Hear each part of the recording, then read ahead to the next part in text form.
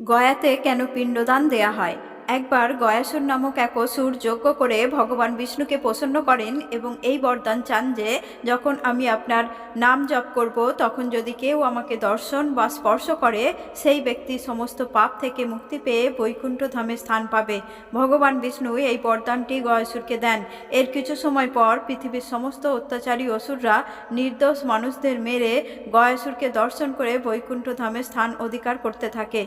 এর ফলে জগতের ভারসাম্য নষ্ট হয়ে যায়। তখন ব্রহ্মা গয়াসুরকে বলেন যে আমি তোমার পবিত্র শরীরে যজ্ঞ করতে চাই। ধার্মিক গয়াসুর খুশি মনে ব্রহ্মাকে অনুমতি দেন। যজ্ঞ শেষ হতে ভগবান বিষ্ণু গয়াসুরের বুকের ওপর পা রাখেন। এতে গয়াসুর খুশি হয়ে বলেন আমি চাই সবসময় আপনার পা আমার শরীরের ওপর থাকুক। তখন ভগবান বিষ্ণু বললেন আমার পা সর্বদা তোমার শরীরের ওপর থাকবে অদৃশ্য রূপে। যারা এই স্থানে এসে তাদের পূর্বপুরুষদের নামে পিণ্ডদান করবে তাদের পূর্বপুরুষদের সদ্